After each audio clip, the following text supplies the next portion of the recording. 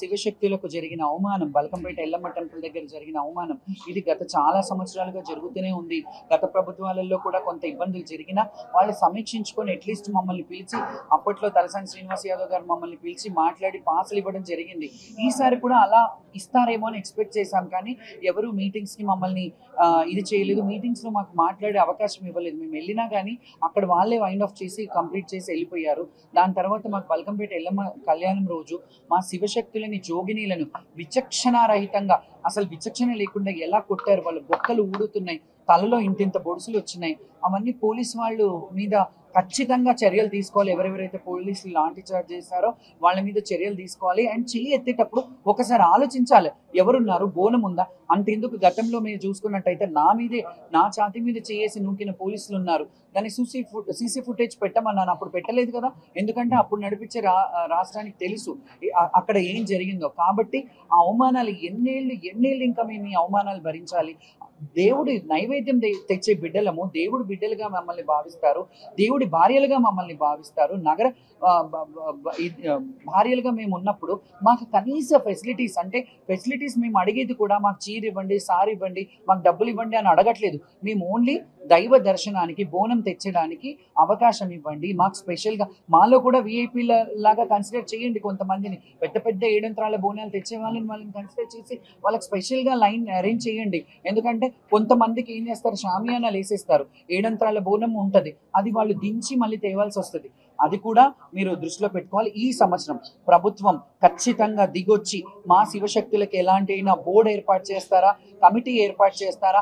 ఈ ఒక్క దేవాలయాలకి కాదు, తెలంగాణలో ఉన్న కొమరెల్లి మల్లన్న స్వామి అయినా, బల్కంపేట ఎల్లమ్మ అయినా, మహంకాళి అయినా, లాల్ దర్వాజా అయినా, గోల్కొండ అయినా, ఏడుపాయలైనా, భద్రకాళి అయినా, అండ్ మన సమ్మక్క సారక్క అయినా, ఈ అన్ని గుళ్ళల్లో కూడా మాకు స్పెషల్ అలాట్మెంట్ ఇవ్వాలి. మేము వెళ్ళినప్పుడు స్పెషల్ దర్శనాలు మాకు కావాలి.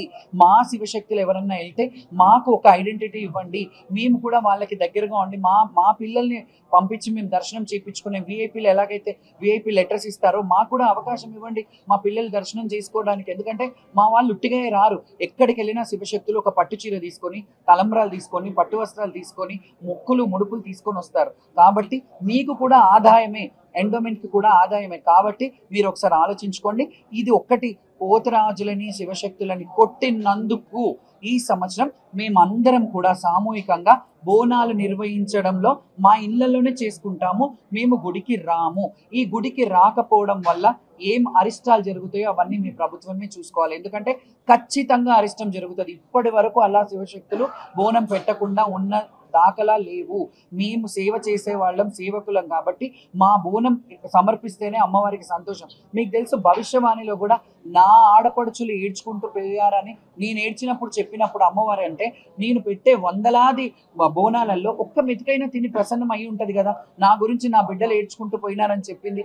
అట్లా చెప్పినా కానీ మీరు ముందుకొచ్చి కమిటీలో మీటింగ్లు ఏర్పాటు చేసి మా అందరికీ ఒక హామీ ఇస్తే, ప్రభుత్వం వచ్చి అఫీషియల్గా, మీరు మామూలుగా నాకు కాల్ చేసేసి మేము ఏం ఇబ్బంది పెట్టకుండా పోతాము అని డీజీపీ గారు కూడా చెప్పారు, మీకు ఈ లైన్ ఏర్పాటు చేస్తామన్నారు. అది కాదు, మాకు ప్రభుత్వ పరంగా ప్రకటన ఇవ్వండి.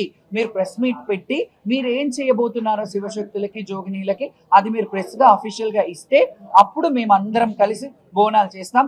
ఈ పండగని అంగరంగ వైభవంగా మా సొంత ఖర్చులతోని బ్రహ్మాండంగా, ఆకాశమంత పందిరి, భూదేవంత పీఠల్లాగా మేము చాలా ఘనంగా మా శివశక్తులు అందరం, మీరు ఎప్పుడు పిలిచినా, మీ గవర్నమెంట్ మా శివశక్తులు ఎప్పుడు కావాలన్నా అక్కడికి వందలు వేల బోనాలతో మేము వస్తాం మీ దగ్గరికి.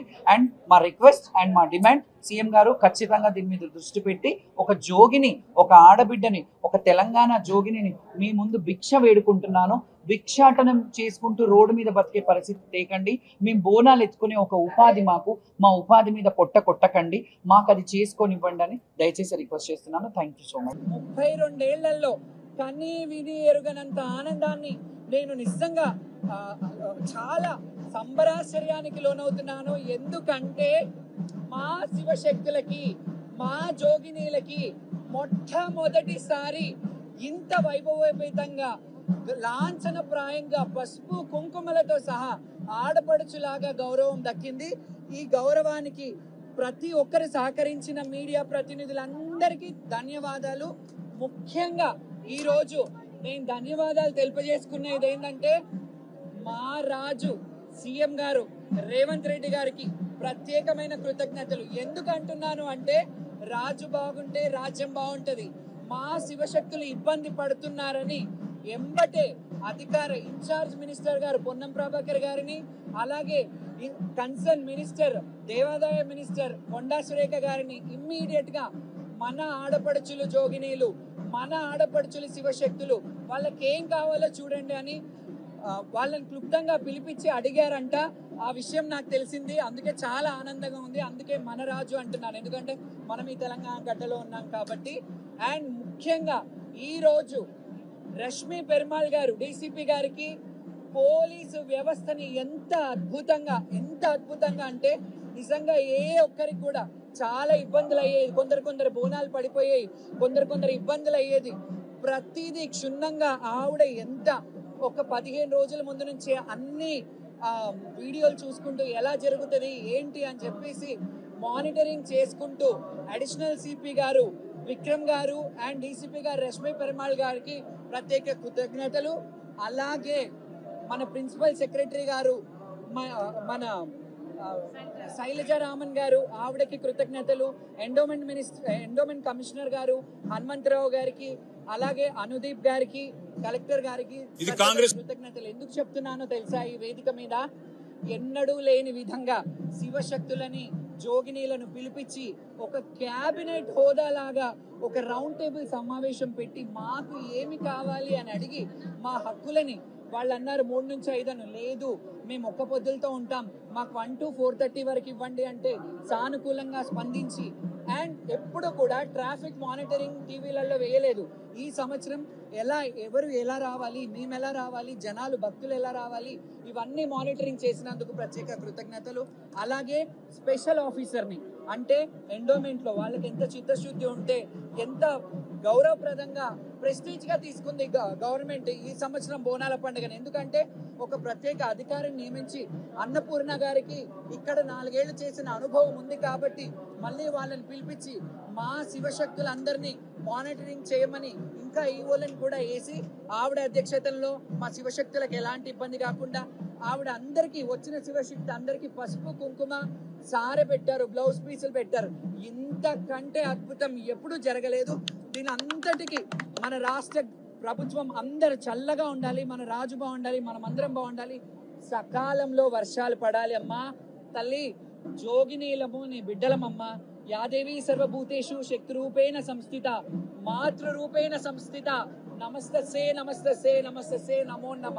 మాత మాణిక్యాలమ్మ దేవి సమేతంగా శ్రీ మహంకాళి అమ్మవారు, అలాగే మాతంగేశ్వరి రాజశ్యామలాదేవి ఎంత ఆనందంగా ఈ రోజు